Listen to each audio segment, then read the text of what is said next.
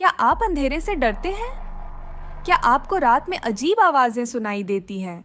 अगर हाँ, तो आप सही जगह पर आए हैं। स्वागत है हॉरर स्टोरी हाउस पर, जहां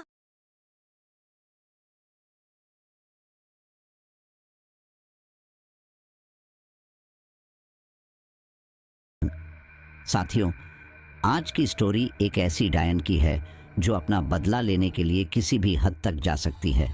और अक्सर आपने डायन के बारे में यही सुना होगा कि वो बहुत ज़्यादा डरावनी दिखती है। उसके पैर उल्टे होते हैं, बाल बिखरे होते हैं। तो ऐसा कुछ भी नहीं होता है। अगर वास्तव में आप अपने सामने किसी डायन को देखोगे तो आप पहचान भी नहीं पाओगे कि वह डायन है या कोई खूबसूरत अबला नारी। आप उसकी खूबसूरती में इतना खो जाओगे कि अगर कोई आकर भी कहे कि ये डायन है, तब भी आप उस पर यकीन नहीं करेंगे। तो डायन के बारे में आपके कई सारे भ्रम होंगे। तो आज आपके सभी भ्रम इस स्टोरी में क्लियर होने वाले हैं। साथियों, इस स्टोरी को हमारे साथ शेयर किया है माधुरी ने। माधुरी के घर में ही ये पूरा हादसा घटित हुआ है और इस हादसे में उन्होंने अपने सगे भाई को खोया है। उस हादसे को याद कर कर के वो आज भी रोने लग जाती है कि कैसे उनका एक हंसता खेलता हुआ परिवार था और एक डायन ने उनके पूरे परिवार को उजाड़ दिया और उनके भाई को उनसे छीन लिया। और आप यकीन भी नहीं करोगे कि उस डायन ने जिस तरह से पूरी प्लानिंग करके उनके घर में प्रवेश किया, उन्हें कानों कान खबर तक नहीं हुई कि वो एक बहुत बड़े जाल में फंस चुके हैं।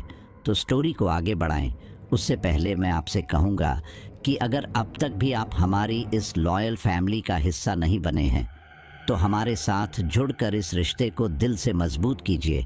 और हाँ, जितने भी लोग कहानी सुन रहे हैं वो अपना एक प्यारा सा कमेंट ज़रूर कर दे, ताकि आखिर में मैं अपने लॉयल फ्रेंड्स के नाम ले सकूं। और अगर आप भी अपने साथ कोई आप बीती हमारे साथ शेयर करना चाहते हैं तो डिस्क्रिप्शन में व्हाट्सएप लिंक के थ्रू आप मुझसे डायरेक्ट कनेक्ट हो सकते हैं। चलिए अब आज की स्टोरी को माधुरी के पर्सपेक्टिव से ही सुनते हैं। नमस्कार साथियों, मैं माधुरी। यह उस समय की बात है जब मैंने हाई स्कूल की परीक्षा दी थी। मेरे परिवार में मेरे माता पिता और दो बड़े भाई थे, सुरेंद्र और विकास, और मेरी बड़ी बहन गीतांजलि। वो मुझसे बस 2 साल ही बड़ी थी। परीक्षा देने के बाद मैं बहुत खुश थी क्योंकि मेरे बड़े भाई सुरेंद्र की शादी होने वाली थी और कुछ दिन बाद हमें घर बदलना था।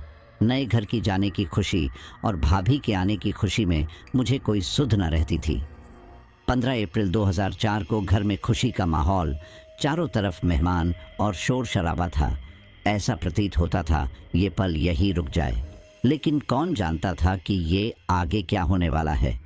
एक तरफ मेरे भाई को सेहरा पहनाया जा रहा है और उधर बारात में जाने के लिए सब लोग जल्दी जल्दी तैयार होते हैं।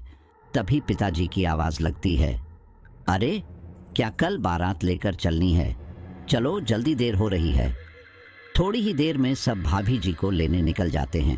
हम कुछ यूं ही आधे रास्ते पहुंचे होंगे कि अचानक हमारी कार खराब हो जाती है।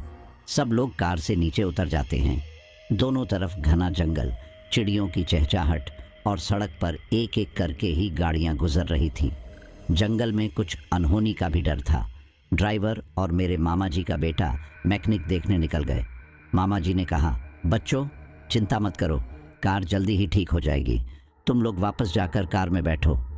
मैं, मेरे काजिन, सुरेंद्र भाई और बुआ जी, हम सब कार में बैठ जाते हैं। तभी 2 बिल्ली तेज़ आवाज़ के साथ लड़ती हुई कार के पास आती है और हम लोग डर से उछल जाते हैं। मामा जी उनको भगाने लगते हैं। थोड़ी ही देर में मैकेनिक आ जाता है और कार ठीक करके जाने लगता है और कहता है, साहब यहाँ से जल्दी निकलने की कोशिश करिए, ये रास्ता ठीक नहीं है, शाम होते ही चोरों का खतरा बढ़ जाता है। मामा जी ने कहा, हाँ हम अब तक काफ़ी आगे पहुँच जाते, लेकिन तुम्हें ही आने में देर हो गई। मेरी बुआ जी कुछ पुराने ख्यालात की हैं, इसलिए वो थोड़ा घबरा गई और बोली, हे भगवान, इस तरह शादी के दिन कार खराब होना, बिल्ली का आना और वो मैकेनिक की बातें, मेरा तो दिल घबरा रहा है, कुछ अनहोनी ना हो। सुरेंद्र ने कहा, अरे बुआ जी, क्या तुम भी? आजकल इन बातों को कौन मानता है, कुछ अशुभ नहीं होने वाला है। तभी मेरे मामा जी का लड़का अनंत जोर से हंसता है और कहता है, इससे और ज्यादा बुरा क्या होगा बुआ जी कि आज सुरेंद्र भाई बलि के बकरे बनने जा रहे हैं। अब तो ये भाभी जी के गुलाम बन जाएंगे। अनंत की बात पे सब हंसने लगते हैं और यूं ही बातों बातों में रास्ता कट जाता है। समारोह बहुत अच्छी तरह निपट जाता है। घर वापस आकर गृह प्रवेश के लिए भाभी जी का अंदर आना होता है, लेकिन ये क्या, भाभी ने दाहिने पैर की जगह बायां पैर रखा। सभी लोग भाभी की तरह बहुत ही हैरानी के साथ देखने लगे और बुआ जी बहुत जोर से चिल्लाई, तुम क्या बेवकूफ़ हो बहू, ये क्या किया तुमने, सही और गलत क्या है, नहीं जानती क्या तुम। बुआ को चीखता देख मेरी माता उन्हें समझाने लगती है कि कोई बात नहीं, इसके लिए ये नया अनुभव है। माँ ने भाभी से कहा, बेटा कोई बात नहीं, हम दूसरा कलश लाते हैं, तुम उसे दाहिने पैर से प्रवेश करना। शादी के कुछ दिन तक मेहमानों का आना जाना यूं ही लगा रहा। घर का माहौल बहुत खुशनुमा था। मेरी भी छुट्टी चल रही थी। माँ ने सोचा इसी बहाने कहीं बाहर घूम के आते हैं और पिताजी की इजाज़त मांगी। पहले तो उन्होंने मना किया, लेकिन सबके जिद करने के बाद हामी भर दी और हमने जगन्नाथ मंदिर जाने की योजना बनाई। वो जून का पहला हफ्ता था। हम लोग गया से रांची के लिए निकले थे। हम लगभग 5-6 घंटों में वहाँ पहुँच चुके थे। वहाँ हमने एक होटल में कमरा बुक करवाया। अब चूंकि शाम हो चुकी थी तो हम लोग खाना खाकर आराम करने अपने कमरे में चले गए, लेकिन भाभी काफ़ी शाम तक होटल की बालकनी के बाहर झांकती रही, ना जाने किस सोच में डूबी।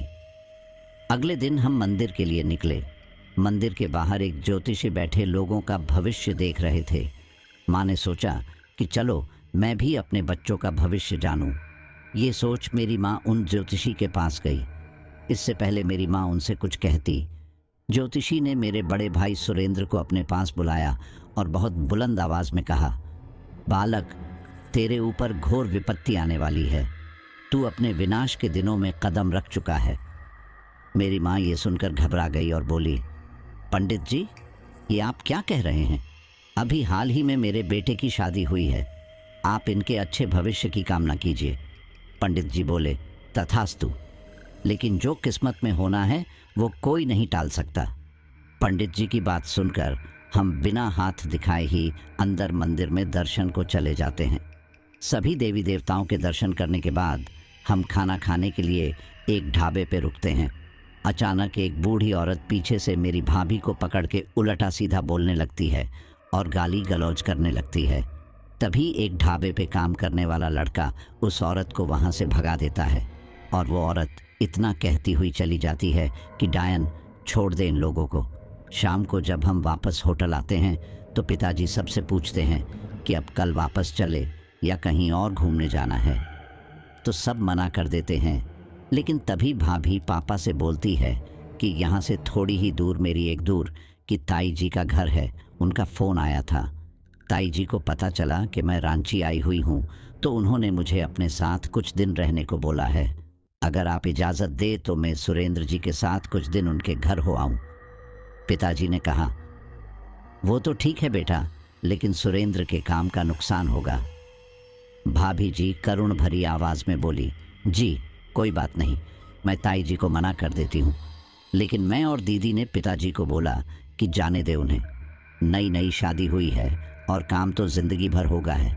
माँ ने हमारी बात का समर्थन किया तो पापा ने कहा, ठीक है चली जाओ, लेकिन अपने साथ माधुरी यानी कि मुझे भी ले जाना। 2 दिन बाद हमारे घर पूजा थी, इसीलिए हमने 2 दिन बाद रांची आने का फैसला किया। 2 दिन बाद हम लोग भाभी के ताई के घर के लिए निकल जाते हैं। वो कोई 3 बजे के आसपास का समय रहा होगा जो हम लोग उनके घर के सामने एक ऑटो से उतरे। भाभी ने अपनी ताई को आवाज़ लगाई, लेकिन उन्होंने कोई उत्तर नहीं दिया। शायद अंदर कोई था ही नहीं। तभी एक छोटा 9-10 साल का बच्चा भाग के आता है और हाँफते हुए बोलता है, दीदी, अम्मा ने बोला है आप लोग अंदर बैठ, उन्हें अभी एक आधा घंटा लगेगा वापस आने में। भाभी उस लड़के से पूछती है, ताई जी गई कहाँ हैं? लेकिन वो लड़का बिना बताए जल्दी जल्दी में भाग जाता है। भाभी मुझे और भैया को अंदर ले जाती है। गेट खोलते ही एक बड़ा सा आंगन जिसकी दाईं तरफ 2 आम के पेड़ है और बीच में एक कुआं है और दाईं तरफ एक गौशाला है और चारों तरफ बांस के डंडों की बाउंड्री है और बिल्कुल बीच में एक छोटा सा बिना प्लास्टर हुआ एक घर है। घर में घुसते ही दाईं तरफ एक बड़ा सा कमरा और बाईं तरफ 2 कमरे बराबर बने हुए हैं। चटाई बिछाकर हम नीचे ही बैठ जाते हैं और भाभी पानी लेने रसोई में जाती है जो घर के बाहर ही पेड़ के नीचे है। मैं उठकर इधर उधर देखने लगती हूँ। बरामदे में सामने की ओर एक खिड़की है, वहाँ खड़े होकर बहुत अच्छी सी हवा लगा रही है और मैं आंखें बंद करके हवा का आनंद लेने लगती हूँ। और जैसे ही मैं अपनी आंखें धीरे से खोलती हूँ तो अचानक ही एक भयानक सा चेहरा मेरे सामने होता है। मैं एकदम चिल्लाती हूँ, भैया एकदम से खड़े हो जाते हैं और तभी मैं बेहोश हो जाती हूँ। थोड़ी देर बाद जब मुझे होश आता है तो मेरे पास मेरी माँ की उम्र की एक औरत बैठी होती है। वो शायद ताई जी होंगी। मुझे होश में आता देख वो भाभी और भैया को आवाज़ लगाती हैं। भैया को देख के मैं रोने लगती हूँ और घर वापस जाने को बोलती हूँ तो ताई जी कहती हैं, अरे बेटा घबरा मत, बस थोड़ा सा बुखार है, ठीक हो जाएगा। ये गांव है ना और तुम धूप में आए हो। वैद्य जी आए थे, बोले कल सुबह तक ठीक हो जाएगी तू। मुझे भी लगता है कि मैं मेरी वजह से भाभी भैया को परेशान कर रही हूँ, इसीलिए मैं हाँ में गर्दन हिला देती हूँ। रात को सब लोग खाना खाकर सोने के लिए चले जाते हैं। ताई जी उस बड़े कमरे में सोती थी जो दाईं तरफ था और बाईं तरफ के पहले कमरे में मैं और दूसरे कमरे भैया भाभी थे और दोनों के कमरे में ही खिड़की थी। रात को कोई 2 बजे होंगे, अचानक मेरी नींद टूटी और मुझे एक शोर सा सुनाई दिया जो बहुत से सुन पड़ता था। मैंने शोर को अनदेखा कर बोतल में से पानी पीने के लिए बोतल को जैसे ही उठाया, एक बहुत मोटी सी छिपकली उसके पीछे से खिड़की की तरफ भागी। उसे देख मेरी चीख निकल पड़ी, लेकिन अच्छा हुआ कोई जागा नहीं। कुछ देर तो मुझे नींद नहीं आई, लेकिन जब नींद की झपकी आने लगी तो ऐसा लगा जैसे वो शोर बराबर के कमरे से आ रहा हो। मैंने कान लगा के सुना तो अजीब सा शोर आ रहा था। 3 बजे वो शोर एकदम बंद हो गया। मुझे लगा शायद भाई मोबाइल चला रहे हो, तो मैंने ज़्यादा नहीं सोचा और मैं भी अपने कमरे में सो गई। अगले दिन ताई जी हमें अपने खेत और पास के गांव में घुमाने के गई और फिर दोपहर को वापस घर आकर हम खाना खाकर आराम करने लगे। शाम के कोई 7 बजे होंगे। सब खाने की तैयारी कर रहे थे, लेकिन भाभी कहीं नहीं दिख रही थी। मैंने ताई जी से पूछा कि भाभी कहाँ हैं, तो ताई जी बोली अपने कमरे में होंगी। मैं वहाँ गई तो देखा वह सो रही है। पहले सोचा उठा दूँ, खाना खाकर सो जाएंगी। फिर सोचा शायद थक गई होंगी इसीलिए सो रही हैं। मैं अकेले ही वापस आ गई और खाकर अपने कमरे में चली गई। अगले दिन कोई कहीं नहीं गया, लेकिन भाभी जी आज भी पिछली रात की तरह शाम के समय सोती हुई थी। मैंने सोचा शायद तबीयत ठीक नहीं है। अगले दिन मैंने पूछा, भाभी क्या हुआ, आपकी तबीयत ठीक नहीं है क्या? भाभी थोड़ी चिढ़कर बोली, मुझे क्या होगा, मैं बिल्कुल ठीक हूँ, तुम अपना और अपने भैया का ध्यान रखो बस। उनका इस तरह से बोलना मुझे पसंद नहीं आया, लेकिन मैंने हंसी में टाल दिया। 4-5 दिन हो गए थे। भाभी रोज़ सुबह बिल्कुल ठीक उठती और दोपहर में सोने के बाद सीधे रात को ही उठती थी। कभी भैया ने भी इस बात पे गौर नहीं किया और ना ही ताई जी को कोई मतलब था, लेकिन अगर मैं सुबह ज़रा भी देर तक सोती तो एकदम आवाज़ लगा देती थी। अब मैं उब चुकी थी। मैंने भैया को घर चलने बोला तो भैया ने कोई जवाब नहीं दिया और बाहर टहलने चले गए। भैया पहले से बहुत कमज़ोर और चिड़चिड़े हो रहे थे। रोज़ रात उनके कमरे से एक अजीब तरह का शोर आता था। रोज़ भाभी देर शाम तक सोती। एक रात मेरी आंख रात को 12:15 बजे खुली, वो शोर अब भी आ रहा था। मैंने खिड़की से बाहर की ओर देखा तो कोई 4 नग्न औरतें एक चारपाई को चारों कोनों से पकड़ती हुई दूर एक सीध में लेके जा रही हैं और उनके कमर पे बस पेड़ के पत्ते बंधे हुए हैं जैसे आदिवासियों के होते हैं। मैंने कुछ देर देखा तो वो गायब हो गई, लेकिन शोर अब भी आ रहा था। मैं बहुत घबरा गई कि रोज़ इतनी रात को क्या यहाँ क्या होता है। अगली सुबह मैंने ताई जी पूछना चाहा कि रात को आपके सामने वाले खेतों में कुछ लोग क्यों आते हैं। ताई जी ये सुनकर थोड़ा सहम सी गई और मेरी बात को अनसुना करके गाय को चारा डालने चली गई। भाभी भी वहीं खड़ी थी। वो गुस्से में मुझसे बोली, माधुरी तुम रात भर सोती नहीं हो क्या जो ये सवाल पूछ रही हो? मैंने उनका कोई उत्तर नहीं दिया और अंदर भैया के पास चली गई। अंदर जाकर देखा तो भैया खुद से ही बातें कर रहे थे। मैंने उनका ध्यान भटकाया, लेकिन उन्होंने मुझे डांट दिया। मेरी आंखों में आंसू आने लगे और घर से बाहर चली गई। मैं ऐसे ही इधर उधर टहलने लगी। आसपास का नज़ारा देखते देखते मैं घर के पीछे चली गई और वहाँ जो मैंने देखा उसे देखकर मेरे होश उड़ गए।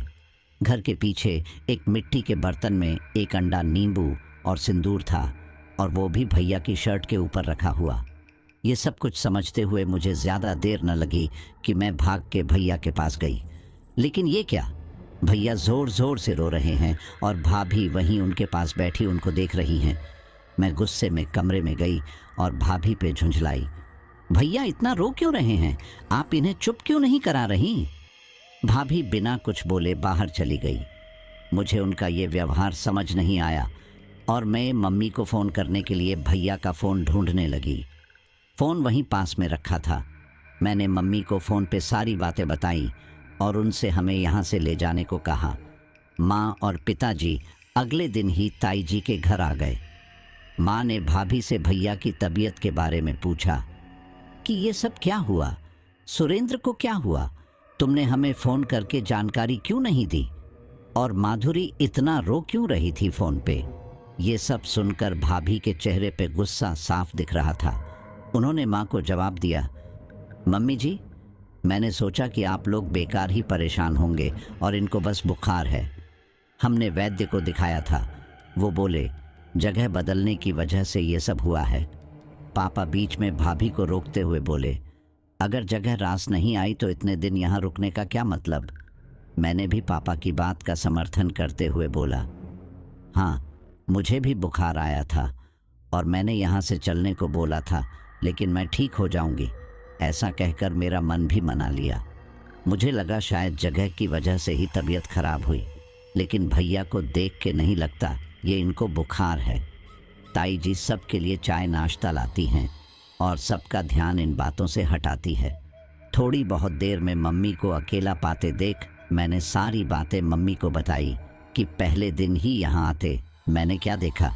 रोज़ रात को एक ही शोर और घर के पीछे वो सामान और शर्ट। मम्मी थोड़ा घबरा गई, लेकिन ये सब पापा को बताने की हिम्मत ना हुई। उन्होंने सोचा कि हम कल ही सुरेंद्र को लेकर घर चले जाएंगे और अगले दिन जाने के लिए तैयार होने लगे। तभी भाभी आकर बोलती हैं, मम्मी जी, सुरेंद्र जी मना कर रहे हैं वापस घर जाने। ये सुनकर सब भाभी को घूरने लगते हैं। मम्मी भैया के पास जाकर उनसे पूछती हैं कि क्या हुआ, तुम मना क्यों कर रहे हो? तुम्हारी तबीयत ठीक नहीं है और मुझे लगता है यहाँ जितने दिन रहोगे बीमार ही रहोगे। मुझे माधुरी ने सब बताया है बेटा, तुम कैसी कैसी हरकतें कर रहे थे। भैया मम्मी की बात का कोई जवाब नहीं देते, बस मुंह फेर लेते हैं। पापा भी भाई को बहुत कहते हैं, लेकिन भैया नहीं मानते और वहीं रहने की जिद करते हैं। ताई जी पापा से कहती हैं, अरे भाई साहब आप फिक्र मत करो, सुरेंद्र ठीक हो जाएगा, आप भी कुछ दिन यहाँ रुक जाओ और फिर चले जाना। लेकिन पापा किसी की एक नहीं सुनते। वो एम्बुलेंस बुलवा चुके होते हैं और हम अपने घर आ जाते हैं। भैया को हॉस्पिटल में एडमिट कराया गया। वहाँ उनकी सभी जांचें हुई और सारी रिपोर्ट्स भी नॉर्मल आई। डॉक्टर ने बस इतना ही कहा कि बुखार दिमाग पे चढ़ गया है, लेकिन दिन पे दिन भैया और भी कमज़ोर होते गए। हमने 2-3 डॉक्टर बदले, लेकिन कोई भी ठीक नहीं बताया पाया कि आखिर बीमारी है क्या। हॉस्पिटल का खर्चा भी बहुत आ रहा था, इसीलिए 1 महीने के बाद हम भैया को घर ले आए और घर पे ही दवाई दी जाने लगी, लेकिन कोई असर नहीं था। भैया की आंखें बिल्कुल अंदर चली गई और शरीर बिल्कुल हड्डियों का ढांचा रह गया। जब कोई रिश्तेदार उनको देखने आता तो भैया को पहचान ही नहीं पाता। मम्मी के मन में ताई जी के घर की बातें आती रहती थीं, लेकिन हमारे पापा इन बातों पे ना तो यकीन करते थे और ना ही हमारे मुंह से ऐसी बातें सुन सकते थे। पापा शुरू से ही बहुत सख्त स्वभाव के थे और अगर इस बारे में उनसे कुछ कहते भी तो उल्टा हम सबकी ही डांट पड़नी थी, क्योंकि हमने ही बाहर जाने की जिद की थी। घर आने के 2-3 दिन बाद बुआ जी भी भैया को देखने आती है और उनके आश्चर्य की हद नहीं रहती।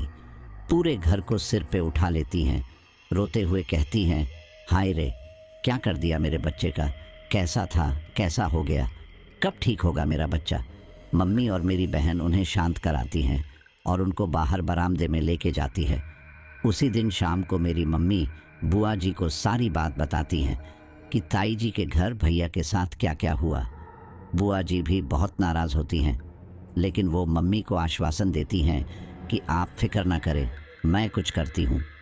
अगले दिन दोपहर में बुआ जी अपने साथ एक गुरुजी को लेकर आती है। वो सिद्ध प्राप्त थे। बुआ जी गुरुजी को भैया के कमरे में लेकर जाती हैं, लेकिन वहाँ बैठी भाभी गुरुजी को देखकर गुस्से भरी नज़रों से बाहर आ जाती हैं। हम सभी उनके इस रवैये को देख और समझ रहे थे कि गुरुजी का यहाँ आना भाभी को बिल्कुल पसंद नहीं आया। गुरुजी भैया के पास बैठकर कुछ मंत्रों का जाप करते हैं और एकदम खड़े हो जाते हैं। गुरुजी बहुत तेज चाल से बाहर की तरफ निकलते हैं। उनको इस तरह से बिना कुछ बोले बाहर जाता देख मैं, मम्मी और बुआ जी उनके पीछे जाते हैं। गुरुजी का पीछा करते हुए हम देखते हैं कि वो हमारे घर के पीछे बगीचे में गए हैं और ज़मीन से एक पत्थर हटाते हैं। वो पत्थर बहुत अजीब सा था, जैसे कोई रत्न हो। गुरुजी वो पत्थर हटाकर छां लोहे की कील निकाल के देते हैं और पूछते हैं, घर में कितने सदस्य हैं? मम्मी जवाब देती हैं, 7 सदस्य। गुरुजी कहते हैं कि मैं अभी जा रहा हूँ, कल सुबह आऊँगा, और वह मम्मी को 7 अभिमंत्रित धागे देते हैं और कहते हैं कि यह सभी के हाथ में बांध देना।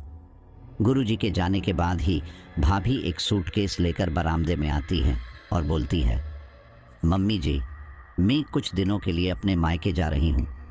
ये सुनकर हम लोग चौंक जाते हैं कि अचानक कैसे और अकेले। मम्मी जी भाभी से कहती हैं, ये कोई समय है जाने का? तुम्हें पता है ना कि सुरेंद्र को तुम्हारी ज़रूरत है और तुम मायके जा रही हो। भाभी जी कहती हैं, तो और क्या मम्मी जी, इस घर में क्या हो रहा है कोई मुझे कुछ बताता ही नहीं। तभी बुआ ही गुस्से से बोलती है, तुम्हें बताने की ज़रूरत ही क्या है, ये सब तुम्हारा किया धरा ही तो है। मम्मी और मैं बुआ जी को चुप कराते हैं, लेकिन बुआ हमारी नहीं सुनती है और भाभी को उल्टा सीधा बोलना शुरू कर देती हैं।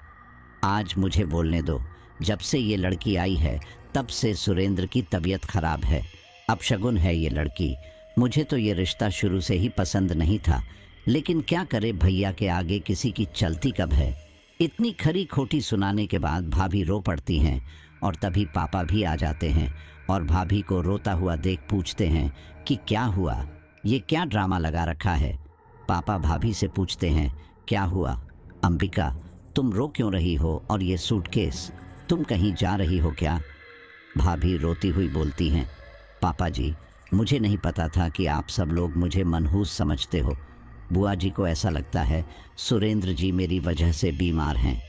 पापा बुआ जी को गुस्से में घूरते हैं और भाभी को अंदर जाने को बोलते हैं, लेकिन भाभी भी जिद करके बैठी थी कि वो नहीं रुकेगी।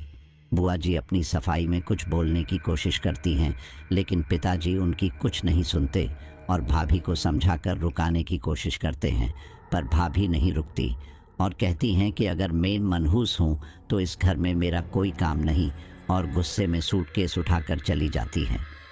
भाभी के जाते ही पापा गुस्से में अपने कमरे में चले जाते हैं। रात में मम्मी पापा के लिए खाना लेकर जाती हैं और उन्हें सारी बात बताने का फैसला करती हैं।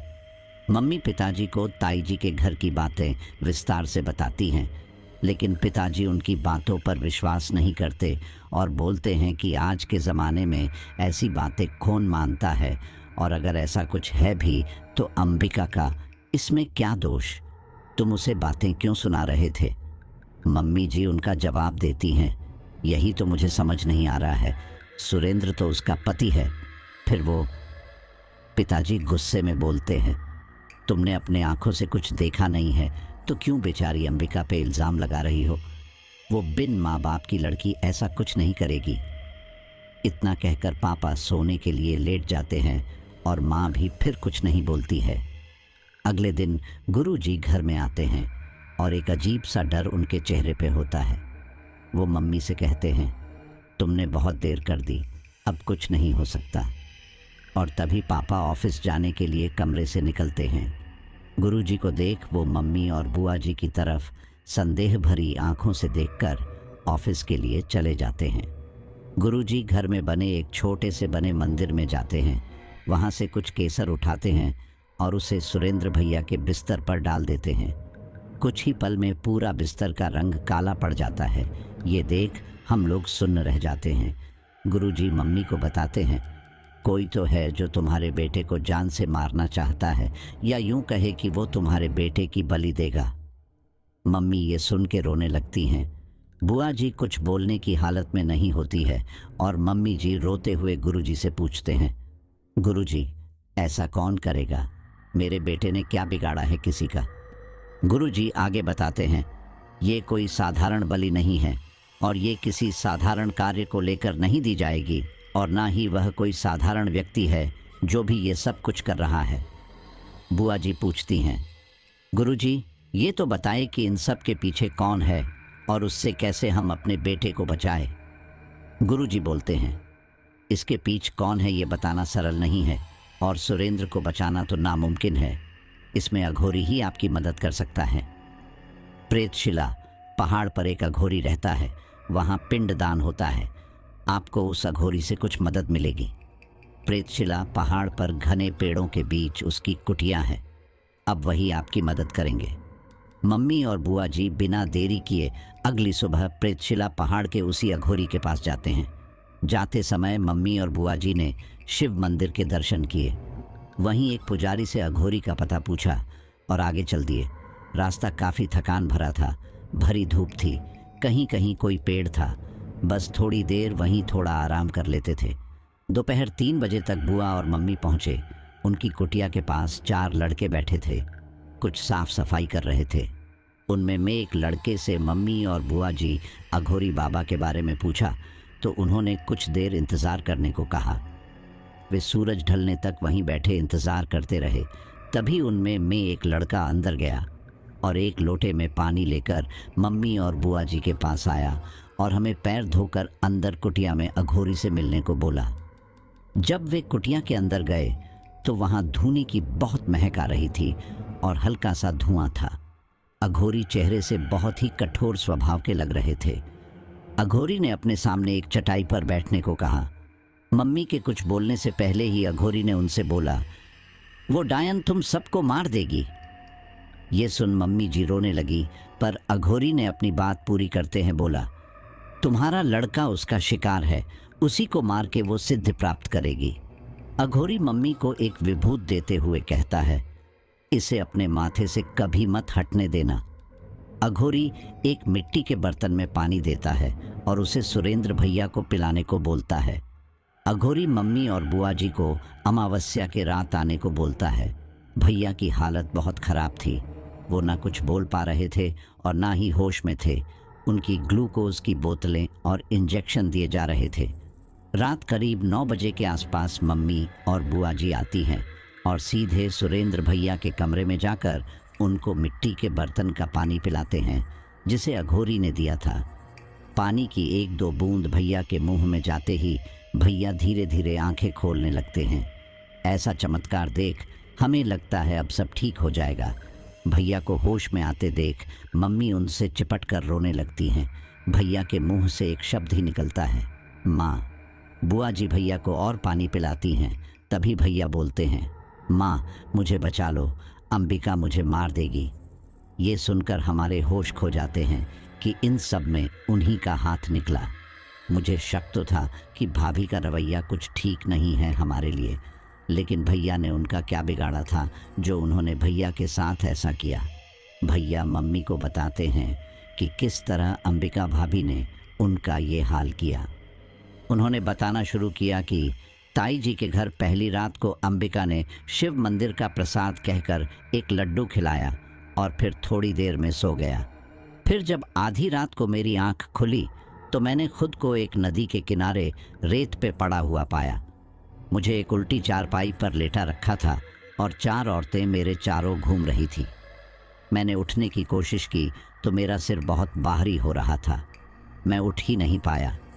उन 4 औरतों को जब मैंने पहचानने की कोशिश की तो उनमें से एक औरत अंबिका थी। वो औरतें कुछ मंत्र पढ़ रही थी, मेरे चारों ओर चक्कर लगा रही थी। उनकी आवाज़ सुनते सुनते मेरा सिर दर्द से फट रहा था। मैंने अपनी आंखें बंद कर ली। मेरे अंदर इतनी हिम्मत नहीं थी कि मैं उठ के वहाँ से आ सकूं। अगले दिन जब सुबह में उठा तो मुझे वो दृश्य याद आने लगा। मुझे लगा कि बुरा सपना था, लेकिन रोज़ मेरे साथ यही हुआ जितने दिन हम लोग ताई जी के घर रहे। मैंने जब भी चाहा कि अंबिका से इस बारे में अगले दिन बोलूं, लेकिन पता नहीं क्यों मैं कह नहीं पाता था। मुझे रोज़ एक नदी के किनारे ले जाया जाता था। मुझे बांधा नहीं गया था, फिर भी शरीर बंधा हुआ लगता था। एक दिन मेरे अपने बिस्तर के सिरहाने सिर के पास अजीब सी गंध आ रही थी।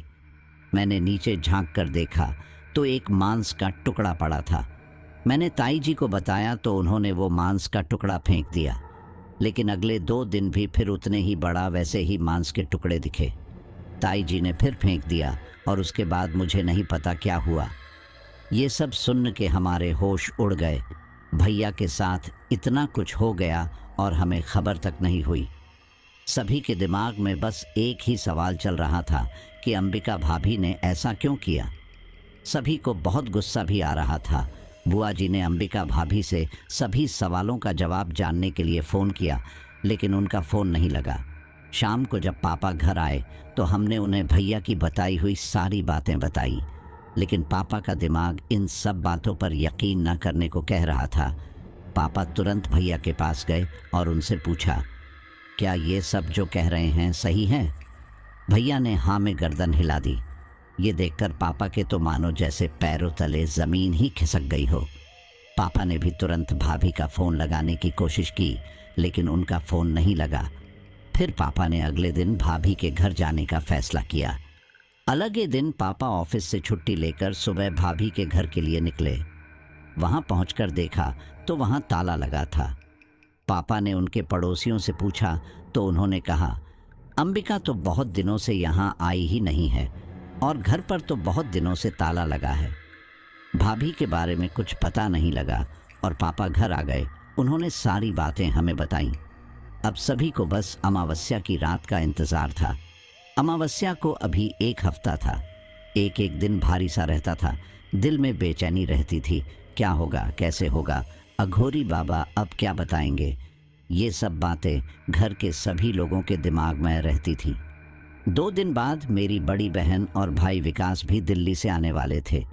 वो दोनों वहाँ दिल्ली यूनिवर्सिटी में पढ़ने के लिए गए थे। जब उन्हें भैया की हालत के बारे बताया तो उन्होंने घर आने का सोचा, लेकिन पापा ने मना कर दिया। लेकिन उन दोनों ने पापा को बिना बताए आने का फैसला कर लिया। 2 दिन भी बस चिंता में निकल गए और फिर तीसरे दिन सुबह ही दीदी और विकास घर आ पहुँचे और मम्मी उनको देखकर रोने लगी। हम सबका दिल भर आया। कुछ दिन पहले तक घर में कितनी खुशियाँ थीं और आज अचानक। पापा ने दीदी से कहा, तुम लोगों को मना किया था घर आने के लिए, तुम लोगों की पढ़ाई का नुकसान नहीं होगा। बुआ जी दीदी और भैया का साथ देते हुए बोलती हैं, भैया बच्चों को मैंने ही बुलाया है, सुरेंद्र याद कर रहा था इन्हें। इस बात पर पापा ज़्यादा कुछ नहीं बोले और नाश्ता करके अपने ऑफिस चले गए। गीतांजलि दीदी और विकास भैया ने जब भैया को देखा तो वे भी हैरान रह गए भैया को देखते ही, लेकिन शायद ये सब किस्मत में था। अंबिका भाभी से भी कोई कांटेक्ट नहीं हो पा रहा था क्योंकि वो अनाथ थी, तो उनके जानने वालों या उनके रिश्तेदारों को भी हम जानते नहीं थे और जिन्हें जानते थे उनसे पता किया तो वो भी अंबिका के बारे कुछ नहीं जानते थे। गुरुजी और अघोरी की बात बार दिमाग में आती थी कि क्या सच में भैया के पास अब कम वक्त है। बुआ जी ने सोचा कि ये सब अंबिका की ताई जी घर से शुरू हुआ था, शायद वही जाकर अंबिका के बारे में पता किया जा सकता है। बुआ जी अगले दिन ताई जी के घर जाने की तैयारी करने लगती हैं। सभी लोग रात का खाना खाकर अपने कमरों में सोने के लिए चले जाते हैं। सुरेंद्र भैया के साथ मम्मी सोती थी। रात के कुछ 1 बजे मम्मी चीखने लगती है और सभी की आंख खुल जाती है। सभी कमरे में जाकर देखते हैं तो सुरेंद्र भैया को खून की उल्टियां हो रही हैं और ज़मीन में पड़ते ही काला रंग पड़ जाता है। ऐसा अजीब मंजर देखकर किसी को कुछ भी समझ नहीं आ रहा था। पापा जल्दी से हॉस्पिटल फ़ोन करते हैं।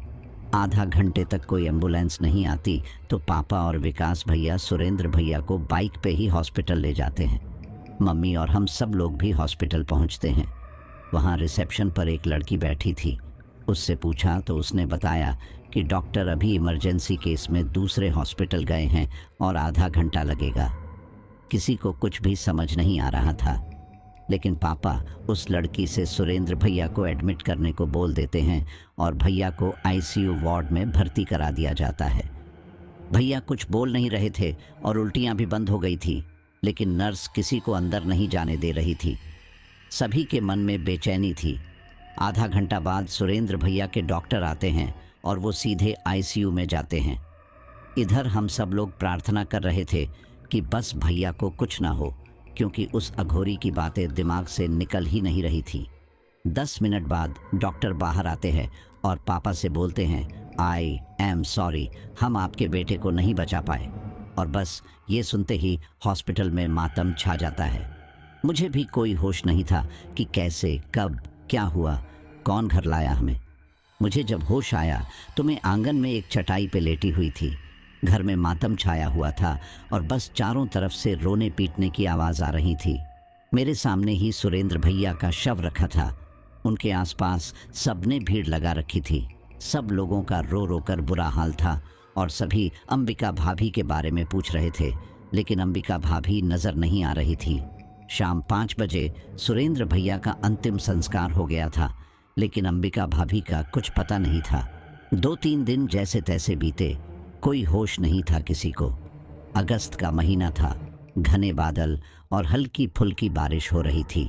2 दिन बाद हमें अघोरी के पास जाना था, क्योंकि उन्होंने हमें अमावस्या की रात को बुलाया था। 2 दिन तक घर में लोगों का आना जाना लगा ही रहा। अंततः वो रात आ गई थी। मैं, बुआ जी, मम्मी पापा और विकास भैया दोपहर 3 बजे ही अघोरी से मिलने के लिए चले जाते हैं, क्योंकि प्रेतशिला पहाड़ तक पहुंचने में काफ़ी समय लगता है।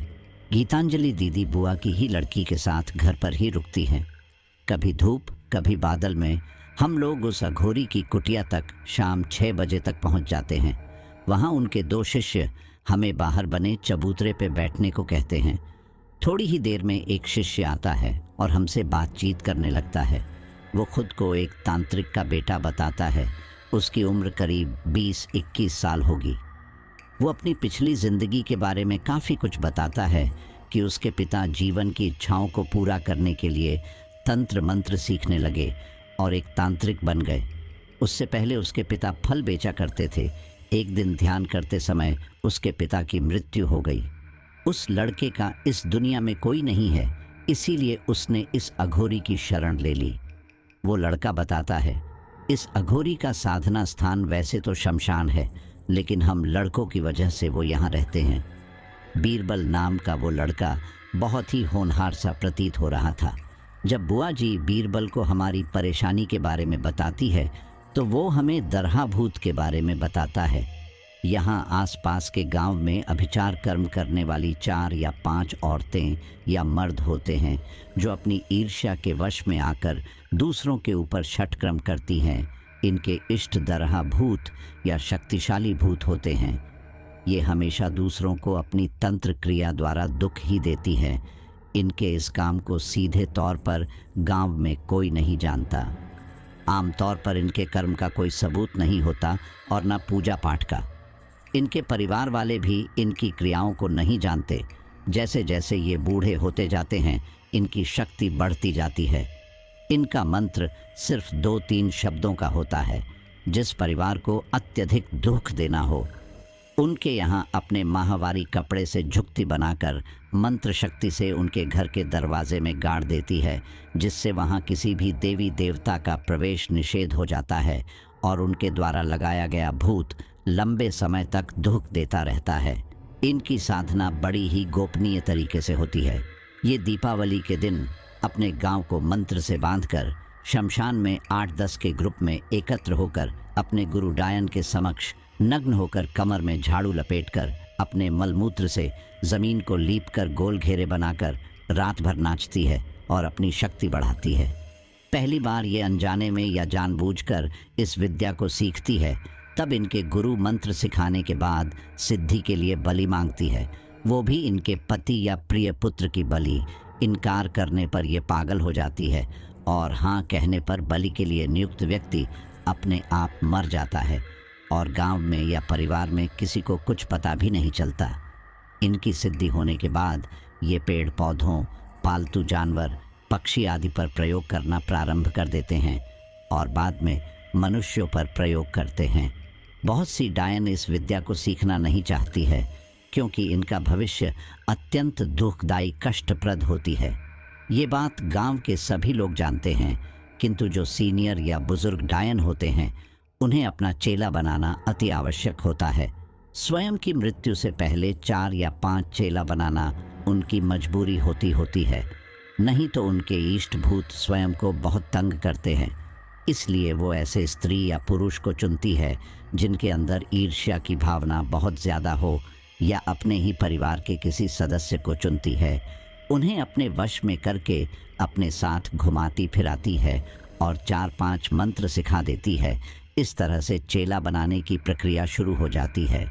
इसके अलावा वो कम उम्र की अपने ही परिवार की 1 या 2 लड़की के ऊपर शक्तिपात कर देती है ताकि उस लड़की का जितने साल बाद भी विवाह हो। उसके बाद लड़की के ऊपर अपने आप की गुण विद्या जागृत होने लगते हैं। सपने में मंत्र और विधि मिलने लगती है और इस तरह से डायन बनने की प्रक्रिया होती है। साधारणतया हम लोग सोचते हैं कि डायन एक अत्यंत खतरनाक, काली और कुरूप दिखने वाली बुढ़िया होगी, जैसा कि टीवी सीरियल में हम देखते हैं, जबकि हकीकत में ऐसा कुछ नहीं है। डायन तो अत्यंत सुंदर, खूबसूरत, गोरी, काली, 18-20 साल की या 50-100 साल की भी हो सकती है। BA या AMA पढ़ी लिखी या अनपढ़ भी हो सकती है। नौकरी पेशा वाली या गृहिणी भी सकती है। किसी बहन, माँ, भाभी, पत्नी कोई भी हो सकती है। इनकी कोई विशेष पहचान नहीं होती। आज जो साधारण स्त्री है 1 साल बाद डायन बन जाए और किसी को पता भी न चले, ऐसा भी होता है। ये सब सुनकर हमारे होश उड़ जाते हैं और हम अंबिका भाभी के बारे में सोचने लगते हैं, कहीं वो भी तो डायन ही नहीं। तभी एक लड़का अंदर से आता है और हमें अघोरी के पास जाने को बोलता है। हम लोग अंदर जाते हैं। अघोरी हमसे कहता है, तैयार हो तुम लोग? हमें कुछ समझ नहीं आता कि ये क्या बोल रहे हैं। तभी बुआ जी अघोरी से पूछती हैं, जी बाबा, हम समझे नहीं।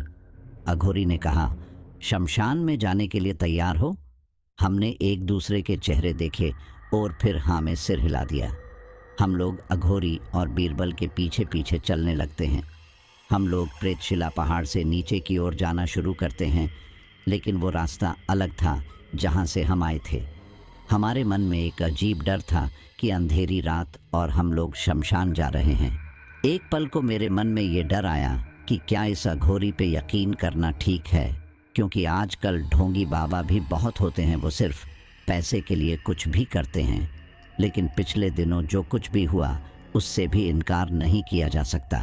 रास्ते में अघोरी बताते हैं कि डायन को मारा नहीं जा सकता क्योंकि उसने सिद्धि प्राप्त कर ली है। बुआ जी अघोरी से पूछती हैं, हमने डायन का क्या बिगाड़ा है और वो हमारी बहू के वेश में क्यों आई? गर्जती हुई आवाज़ के साथ अघोरी बोलता है, मूर्ख, क्या तुझे अभी तक नहीं पता अंबिका और डायन का क्या रिश्ता है? बीरबल ने कहा, अंबिका ही डायन है। मम्मी ने एकदम बुआ जी के हल्के से कंधे पे थपकी मारी, क्योंकि हम लोगों को अंदेशा तो था ही अंबिका भाभी के लिए, लेकिन कभी खुद सामने से ऐसा कुछ करते नहीं देखा था। सुरेंद्र भैया ने ही बताया था जो भी उनके साथ हुआ था। बीरबल के मुंह से अंबिका भाभी का नाम सुनते ही हमें यकीन हो गया कि अंबिका भाभी ऐसे ही गायब नहीं हुई। आगे वो अघोरी बताता है, डायन लोगों के गुण को परमानेंट नष्ट नहीं किया जा सकता है। इनसे हर व्यक्ति डरता है और नफरत करता है। इनकी मौत अत्यधिक दर्दनाक और कष्टदायी होती है। इनकी आयु अत्यधिक लंबी होती है। इसके अलावा ये दूसरों की उम्र चुराकर बहुत लंबी उम्र तक जीते हैं। जैसे जैसे ये बूढ़ी होती है वैसे वैसे इनकी शक्ति बढ़ती जाती है।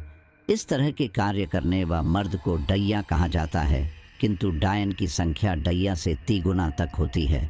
डायन अत्यधिक चालाक और शातिर होती है। एक वरिष्ठ डायन के ऊपर मारण क्रिया करना बहुत ही कठिन है। कोई उच्च कोटि का अघोरी ही कर सकता है, क्योंकि इनका इष्ट भूत 24 घंटा इनकी सुरक्षा करता है और इनका पिंड 24 घंटा बंधा रहता है। उस पर भी ये हर पल सतर्क रहते हैं। इसके अलावा इनके परिवार के किसी सदस्य पर भी कोई तांत्रिक क्रिया या मारण क्रिया नहीं कर सकता, चाहे कहीं भी रहें, क्योंकि इनका पिंड भी हमेशा बंधा रहता है। इनके हर पल की खबर डायन को इष्टभूत देता रहता है। वह एक कर्ण पिशाचिनी की तरह कार्य करता है। इसी कारण डायन के परिवार बेफिक्र और खुशी खुशी रहते हैं। उनकी खेती बाड़ी और गाय बैल सभी पूरी तरह सुरक्षित रहते हैं। एक डायन दूसरे डायन के परिवार वालों को भी दुख नहीं पहुंचा सकती और किसी साधारण परिवार के ऊपर की गई तांत्रिक क्रिया को बिल्कुल ठीक नहीं कर सकती है। ये सिर्फ दुख देने का काम कर सकती है, ठीक करने का काम नहीं कर सकती है। किंतु हाँ, स्वयं के द्वारा की गई तांत्रिक क्रिया को स्वयं अपनी इच्छा से जब चाहे तब ठीक कर सकती है। किंतु ऐसा वो जब तक स्वयं पर बहुत ज़्यादा दबाव न पड़े तब तक बिल्कुल नहीं करती। ये उन्हीं परिवार वालों को दुख देती है जो धार्मिक, आध्यात्मिक और सीधे साधे हों। उन परिवार वालों से डरती है जो क्रिमिनल प्रवृत्ति के हों। एक डायन के पास परिवार को बर्बाद करने के लिए हजारों तरीके होते हैं। एक डायन के तांत्रिक क्रिया का आजीवन कोई सबूत नहीं मिलता, ना ही प्रत्यक्ष कोई प्रमाण मिलता है। यदि कोई किसी को डायरेक्ट डायन कह दे तो वो बिना गवाह के भी कानून का सहारा ले सकती है और कहने वाले के खिलाफ कड़ी कानूनी कार्यवाही हो जाती है। गांव के लोग चाहकर भी इनका कुछ नहीं बिगाड़ सकते। हाँ, निरंतर किसी न किसी से चुपके चुपके इन पर मारण क्रिया करवाते रहते हैं, इसी उम्मीद से कि शायद किसी का कोई असर हो जाए। कभी कभी तो किसी किसी का किस्मत भूले भटके साथ दे भी देता है और डायन की मृत्यु हो जाती है।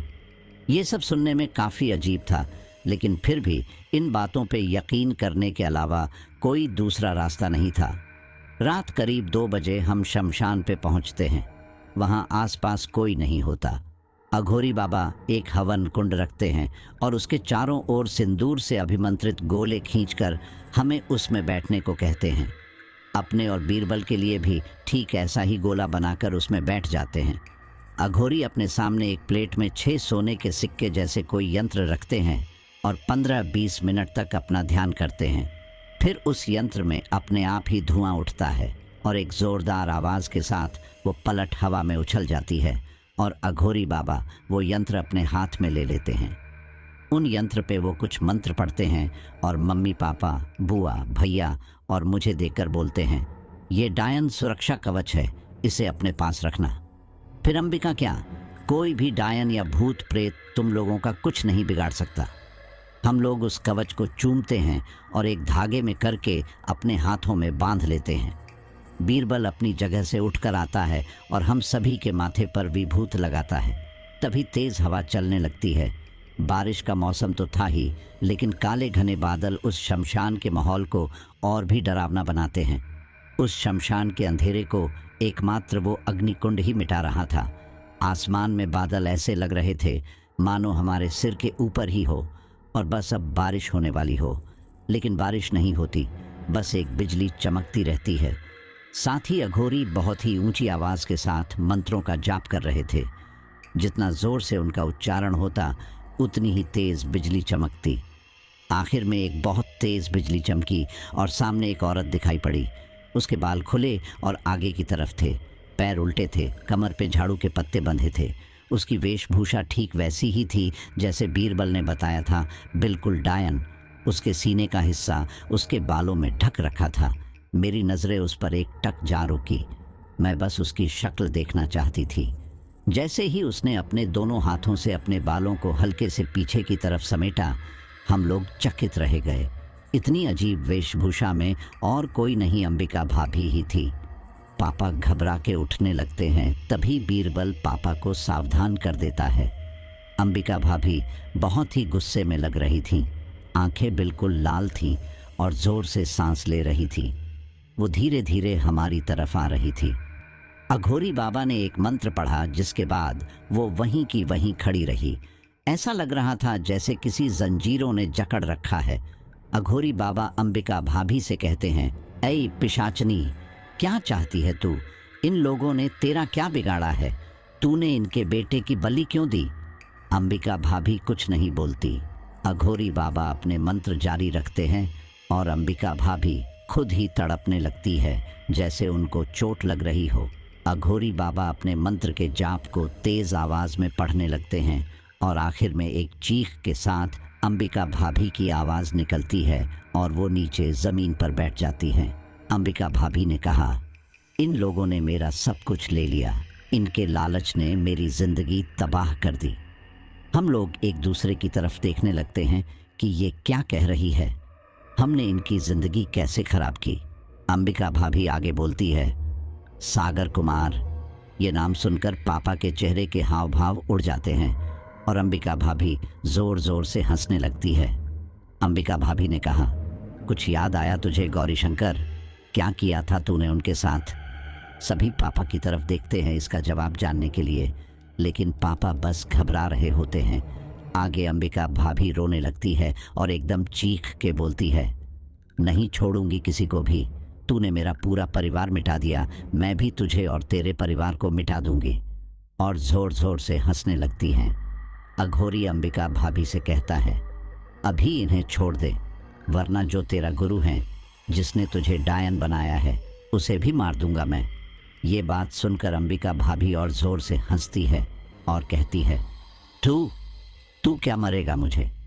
क्या तू नहीं जानता कि अब मैं सिद्धि प्राप्त कर चुकी हूं? अब मेरा कोई कुछ नहीं बिगाड़ सकता है। इस गौरी शंकर ने मेरी माँ, मेरे पिता और मेरे छोटे भाई को मार डाला, सिर्फ एक नौकरी के लिए। मैं उस दिन अपनी नानी के घर जाने के लिए तैयार हुई थी। हम लोग निकलने ही वाले थे कि घर के लैंडलाइन टेलीफोन की घंटी बजती है। पापा मुझे, मेरी माँ और मेरे भाई को बाहर इंतज़ार करने को कहते हैं और जाकर फ़ोन पे बात करते हैं। जब वो बाहर आए तो उनका चेहरा बिल्कुल उतरा हुआ था, जो अभी तक इसीलिए खिलखिला रहा था क्योंकि पापा की सरकारी नौकरी लगी थी। पापा को अपने ससुराल जाने में इसीलिए ज़्यादा खुशी हो रही थी क्योंकि नाना जी हमेशा पापा को काम का ताना देते थे। यहाँ तक एक बार तो नाना और पापा में इतनी बहस हुई कि नाना जी ने हम और माँ को 2 महीने अपने घर पर ही रोके रखा। मेरी माँ ने लव मैरिज की थी, जिस वजह से नाना जी वैसे ही नाराज़ थे और उन्हें पता चला कि पापा एक कपड़े की दुकान में बैठते हैं तो और भी गुस्सा आया। मेरे नाना अपने गांव के बहुत अमीर और इज्जतदार लोगों में से थे। मेरे नाना मेरी माँ से बहुत प्यार करते थे, इसीलिए शादी के लिए राजी हो गए थे, लेकिन हमेशा ही पापा को काम के लिए ताना दिया करते थे। इतने दिन बाद अब पापा सीना चौड़ा करके अपने ससुराल जा रहे थे, लेकिन उस फ़ोन की घंटी ने एकदम उनकी खुशी मिटा दी, मानो कोई खिलता हुआ फूल मुरझा गया। माँ ने पापा से पूछा भी कि क्या हुआ, किसका फ़ोन था? इस पर पापा कुछ नहीं बोले और हम लोग बस स्टैंड पर पहुँचे। नाना का घर सिर्फ 1 घंटे की दूरी पर था। मैं उस समय 10 साल की थी और मेरा छोटा भाई 3 साल का। भाई को मम्मी ने गोद में ले रखा था और मैं बीच में बैठी थी। मम्मी पापा को लगा कि मेन सो गई, लेकिन बस के झटकों में नींद तो नहीं आती, बस झपकी लगती है। पापा बड़ी ही बेबसी से माँ को बताते हैं कि उनकी नौकरी नहीं लगी। पोस्ट ऑफिस के डिपार्टमेंट वालों ने फ़ोन किया था कि गलती से आपके पास फैक्स चला गया, क्योंकि सागर नाम के 2 कैंडिडेट थे और एक जैसी ही क्लासिफिकेशन होने की वजह थोड़ी गड़बड़ी हो गई। लेकिन माँ ये बात मानने तैयार नहीं थी कि ऐसे कैसे गड़बड़ी हो गई। मेरे में उस वक़्त इतनी समझ नहीं थी कि मैं समझ सकूं कि एक नौकरी किसी के लिए क्या मायने रखती है। हम लोग नाना के घर पहुंचते हैं। वहां पहुंचते ही नाना के ताने शुरू हो जाते हैं। नाना बोलना शुरू करते हैं, हमने सुना है कि तुम्हारी नौकरी लग गई, वो भी सरकारी। चलो अच्छा है, तुमने कुछ तो अच्छा काम किया। हमारे लेवल तक तो आ नहीं सकते, कम से कम मेरी लड़की को ठीक से 2 वक्त की रोटी तो खिला ही दोगे। ये सब सुन मेरे माँ और पापा कुछ नहीं बोले और शाम तक हम लोग घर वापस आ गए। मेरे पापा के माथे पे चिंता की वो लकीरें मैं आज भी नहीं भूली हूँ। अगले दिन सुबह ही पापा के एक दोस्त घर आए। मम्मी चाय बनाने लगी और मैं मेरे भाई के साथ आंगन में ही खेल रही थी। पापा के दोस्त ने उन्हें बताया कि मुझे तुम्हारी नौकरी के बारे में पता चला, लेकिन क्या तुम जानते हो ये सब किसने कराया? मेरे पापा को लगा था कि कोई पैसे वाला आदमी ही होगा, तो उन्होंने साधारण स्वर में बोला, कोई भी कराए, मेरी तो किस्मत ही खराब है। उनके दोस्त बोले, अरे भाई, ये सब तेरे ससुर का ही किया है। वो तुझे चैन से जीने नहीं देंगे। तुझे वो गौरी शंकर तो याद है ना, जिससे भाभी जी की शादी होने वाली थी। लेकिन जब तेरे ससुर को तेरे बारे में पता चला तो अपनी बेटी की जिद के आगे उनको तुझसे शादी करनी पड़ी। ऐसा नहीं है कि तुझसे शादी के कुछ दिन बाद तेरे ससुर का गुस्सा तेरे लिए कम हो गया। वो आज भी तुझसे उतनी ही नफरत करते हैं।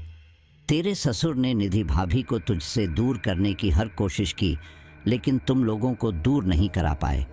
मैं भी जानता हूं कि तुम्हारे ससुर तुम्हें बहुत जलील करते हैं और इसीलिए इस बार उन्होंने उस गौरी शंकर के साथ मिलकर तुम्हारी नौकरी भी छीन ली। पापा के चेहरे के हाव भाव बिल्कुल बदल चुके थे। उन्हें यकीन ही नहीं हो रहा था नाना जी उनके साथ इस हद तक गुजर सकते हैं। जब मम्मी बाहर आई तो उन्होंने बिल्कुल ऐसा बर्ताव किया जैसे उन्होंने कुछ सुना ही नहीं, जबकि वो भी सब जान चुकी थी। लेकिन अपने पिता की हरकत के लिए वो क्या कहती या क्या करती, ये उन्हें भी नहीं पता था। थोड़ी देर में चाय नाश्ता करके पापा के दोस्त चले गए और पापा अपने कमरे में चले गए।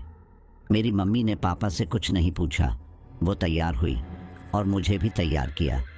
घर से निकलते वक्त बस पापा से इतना कहा कि यही बाजार तक जा रही हूँ, और हम घर से निकल गए। मम्मी नाना के घर पहुँची और जाते ही उन पर बरस पड़ी, पिताजी, क्या मिल गया आपको हमारे साथ ऐसा करके? हमने शादी के बाद भले ही परेशानी झेली, लेकिन आपसे तो कभी मदद को नहीं कहा, तो फिर आपने हमारे साथ ऐसा क्यों किया? आप हमारी मदद ना कर सके तो हमारे साथ बुरा क्यों किया? ये कहते कहते मेरी माँ बहुत रोई। नानी ने उन्हें बहुत समझाया कि आराम से बैठ के बात कर ले, लेकिन मेरी माँ का गुस्सा उस दिन 7वें आसमान पे था। वो किसी की नहीं सुन रही थी। आंखों से आंसू बह रहे थे और बस बोले जा रही थी। नाना ने मेरी माँ से कहा, देख बेटी, मैं तेरा भला चाहता हूँ। वो सागर तेरे किसी भी तरह लायक नहीं है। तू आज भी उस छोड़ के बच्चों के साथ आ जा। मैं आज भी तुझे अच्छे से रख सकता हूँ। तेरी शादी गौरी शंकर से करा दूंगा।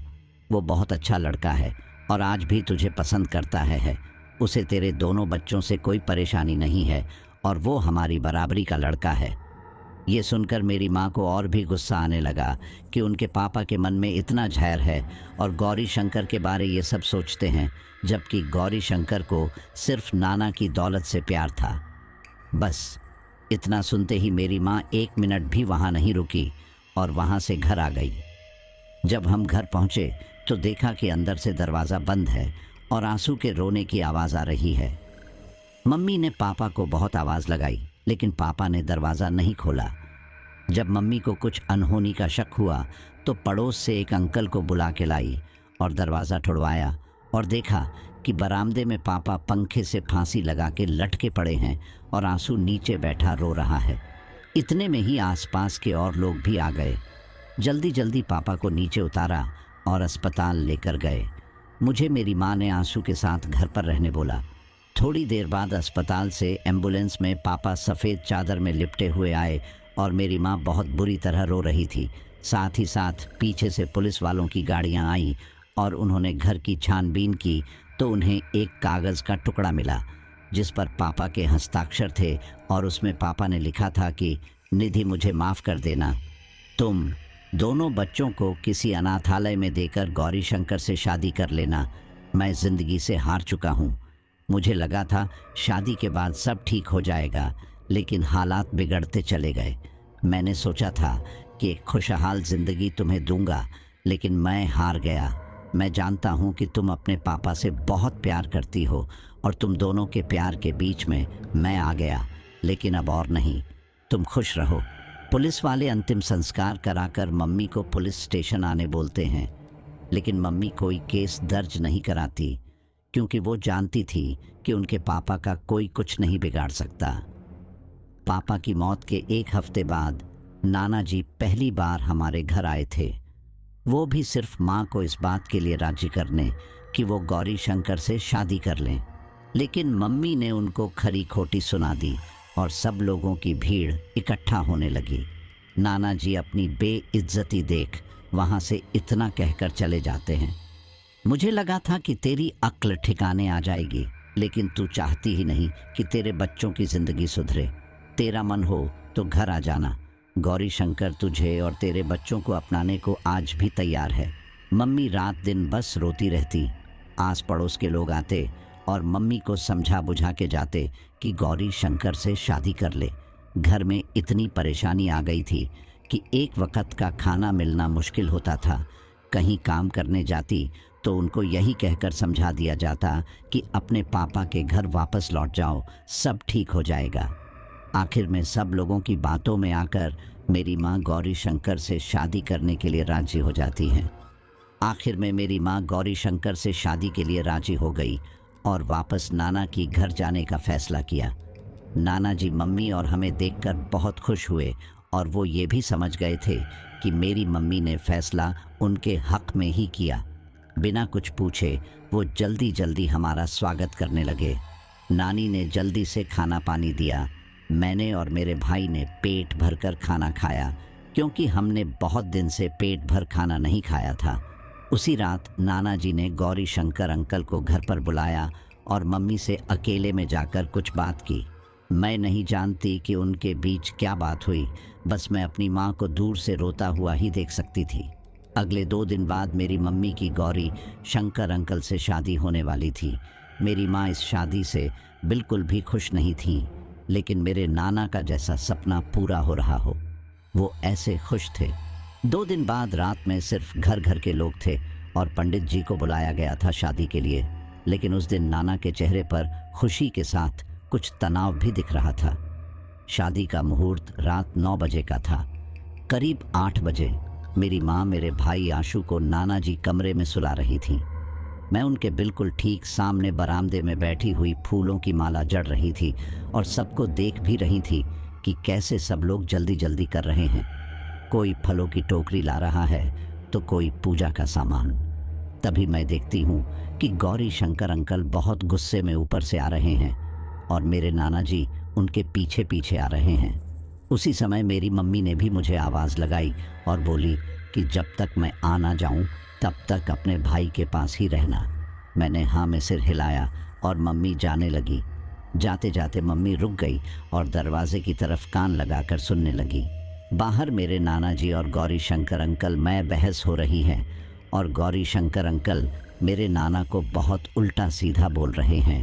देखिए ससुर जी, मैंने आपसे पहले ही कहा था कि मैं सिर्फ आपकी बेटी को ही अपनाऊंगा, लेकिन आपने मुझसे झूठ बोलकर उसके दोनों बच्चों को मेरे गले बांधना चाहा। अरे, मैं आपकी विधवा बेटी से शादी को राजी हो गया, ये आपके लिए काफ़ी नहीं था? मेरे नाना जी बहुत ही हल्की आवाज़ में बोलते हैं, बेटा गौरी शंकर, मैं समझता हूँ कि तुम्हारा गुस्सा करना ठीक है, लेकिन जैसा तुम सोच रहे हो वैसा बिल्कुल भी नहीं है। देखो, तुम बस शादी करके निधि को ले जाओ और 1-2 दिन उसके बच्चों को अपने साथ ले जाओ। बाकी आगे क्या करना है वो मैं देख लूँगा। गौरी शंकर ने कहा, बिल्कुल भी नहीं।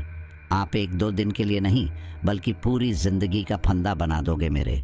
शादी तभी करूँगा जब आप निधि से अभी बात करो कि उसे बच्चों को यहीं छोड़ना पड़ेगा।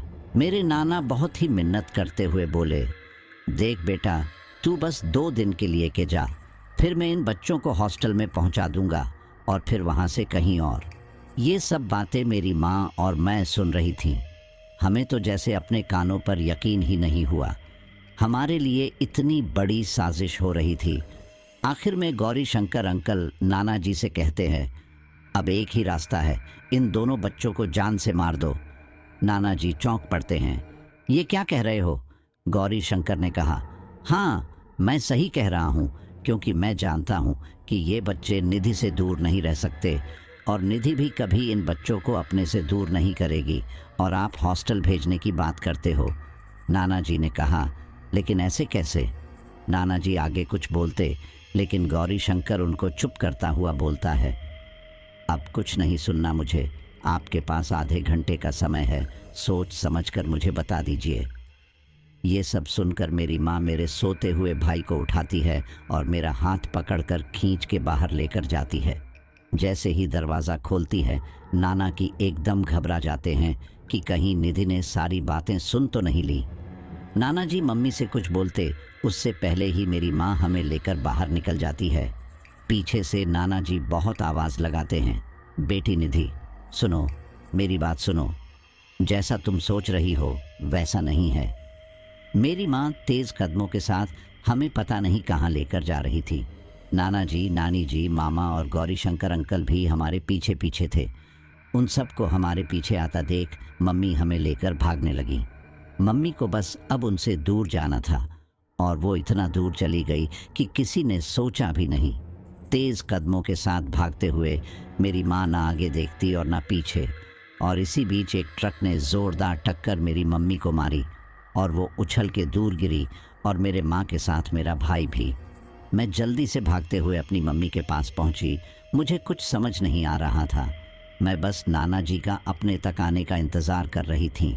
मेरी माँ के सिर से बहुत खून बह रहा था और वो समझ गई थी कि मैं नाना जी का इंतज़ार कर रही हूँ।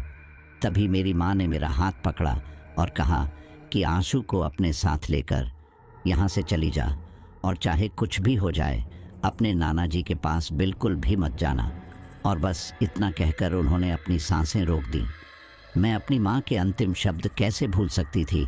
नाना जी को अपने पास आता देख अब मैं वहाँ से भागने लगी और भागते भागते एक जंगल के अंदर पहुँच गई। भागते हुए मैं कभी आगे देखती तो कभी पीछे, बस भागे जा रही थी और ये नहीं जानती थी कि मुझे जाना कहाँ है। अचानक ही मेरा पैर किसी पत्थर से टकराया और मेरी आंखों के सामने अंधेरा छा गया। जब मुझे होश आया तो मैंने खुद को एक मिट्टी के बने कमरे में पाया। मैं ज़मीन पर एक चटाई पर लेटी थी। प्यास से गला सूख रखा था। वहीं पास में ही एक मटका था। मैंने गिलास में पानी लिया और अचानक एक औरत मेरे सामने आई। उस देखकर मैं घबरा गई और मेरे हाथ से गिलास नीचे छूट गया। वो औरत मेरे पास आई और मेरे सिर पर हाथ रखते हुए बोली, अरे बेटा घबरा मत, पानी पी। उसने मुझे पानी लाकर दिया और मुझे बोली, तेरा नाम क्या है? तू उन घने जंगलों में क्या कर रही थी? और तेरे माता पिता? उनके अचानक इतने सवालों से मैं एक सोच में पड़ गई। उस औरत ने मेरी तरफ देखा और मेरे कंधे पर हाथ रखते हुए बोली, बेटा क्या हुआ? मेरा ध्यान मेरी माँ और मेरे भाई की तरफ गया और मैं ज़ोर ज़ोर से रोने लगी। मुझे रोता देख उन्होंने अपनी साड़ी के पल्लू से मेरी आंखें पोंछी और अपने साथ मुझे लेकर जाने लगी। बाहर एक नीम के पेड़ के नीचे चारपाई बिछाई और मुझे वहाँ बैठने को कहा और खुद आंगन में बने चूल्हे पर खाना पकाने बैठ गई। थोड़ी ही देर में खाना पककर तैयार हुआ और उन्होंने अपने साथ मुझे खाना खिलाया। मैं डरी हुई थी, समझ नहीं आ रहा था कि ये कौन है और मैं इनके घर कैसे आई। वो शायद मेरे तनाव को समझ गई थी, इसीलिए चुपचाप मुझे खाना खिलाया। फिर मेरे पास आकर बोली, डर मत, ये बता तू उस जंगल में कैसे पहुंची? मैं हर माह की पूर्णिमा को उस जंगल में जाकर पीपल के पेड़ के नीचे दीपक जलाती हूँ। उस रात जब मैं वापस लौट रही थी तो तू मुझे एक पेड़ के नीचे पड़ी मिली। मैंने तुझे उठाया लेकिन तू बेहोश हो गई थी। तभी वहाँ 2 आदमी आए और उनके हाथ में एक बच्चा था और वो आपस में बातें कर रहे थे कि अरे ढूंढो, वो यही कही होगी, उसे जिंदा छोड़ दिया तो बात बिगड़ जाएगी। इसीलिए मैंने तुझे वहीं एक पेड़ के नीचे पत्तों से ढक दिया और जब वो लोग आगे चले गए तो मैं तुझे उठाकर अपने साथ अपने घर ले आई। कौन थे वो लोग? मैंने उन्हें अपनी सारी कहानी सुनाई कि किस तरह मेरी माँ के साथ धोखा किया गया। मेरी सारी बातें सुनकर उन्हें भी बहुत गुस्सा आया। उन्होंने मुझे पुलिस के पास ले जाने को कहा तो मैंने मना कर दिया, क्योंकि पुलिस भी मेरे नाना जी की बातें ही मानती।